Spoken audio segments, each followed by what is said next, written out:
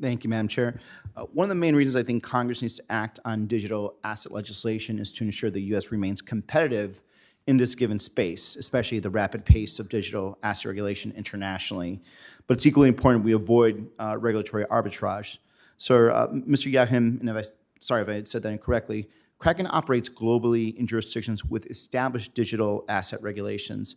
What elements from these international frameworks should Congress consider incorporating into legislation to ensure U.S. competitiveness and innovation?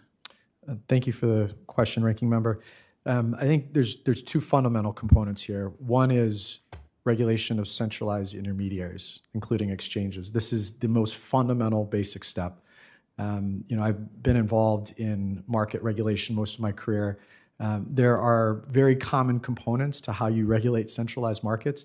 There are unique risks and opportunities that digital asset markets prevent. But when you talk about registration, disclosures, rules around market integrity, rules around operational resilience, those are all fundamental components of market regulation. We've seen these jurisdictions put that basic first step in place. The other component has been simplicity.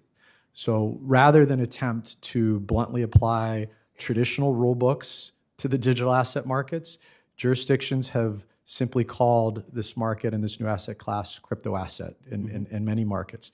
And I think that's fundamental to this discussion today. When we talk about the path forward here in the United States, the jurisdictional lines, the tests, the oversight needs to be simple in order to be durable and to be on par with what the rest of the world has moved forward with. Ms. Massari and Mr. Massad afterwards, what other lessons can we learn from other countries to shape our approach to digital asset legislation? Thank you for the question.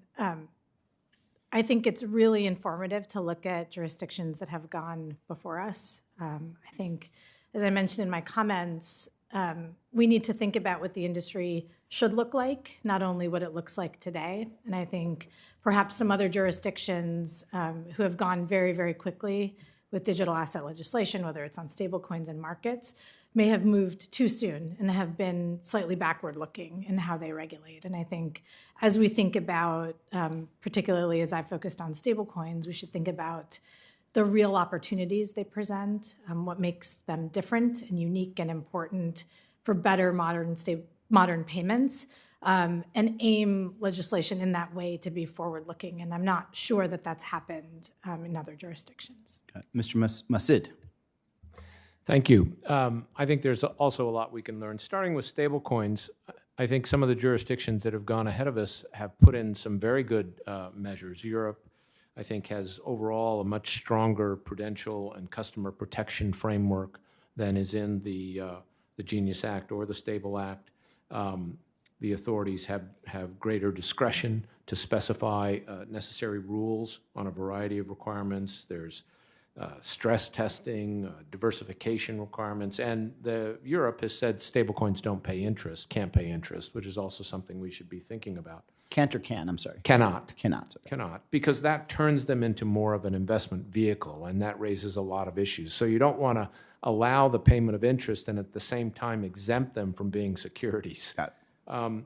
In the market structure area, one thing I would point out that's often not noted is under the MiCA framework, yes, they created this framework for crypto assets, but they made it very clear that crypto asset does not include a financial instrument. And their financial instrument definition is very similar to our securities definition. So they're facing, these difficult jurisdictional questions as we are too. They're just inherently hard. So I think, maybe we can learn from where they are on that.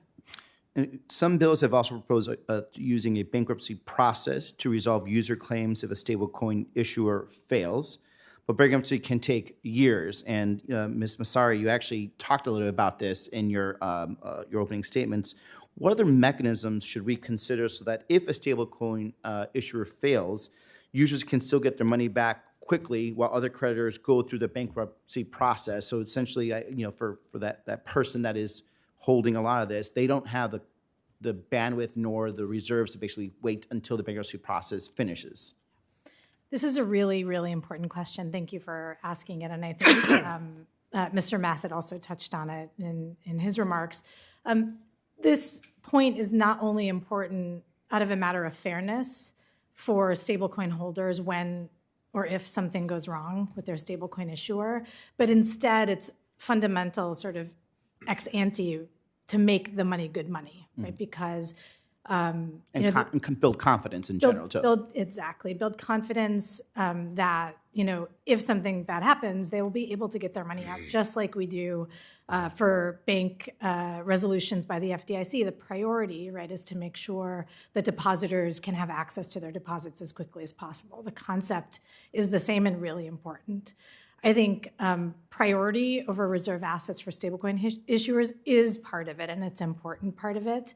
But exactly as you've said, the result of that could still be an extended process in bankruptcy. I think a stablecoin bill should provide for clear rules under which stablecoin holders own assets from the reserve at the time of a bankruptcy or resolution of the issuer, so that it's not part of the bankruptcy estate and then can be paid out very quickly. I think a mechanism like that will serve better both to promote confidence in the value of the money up front, as well as be fair to issuers on the way out.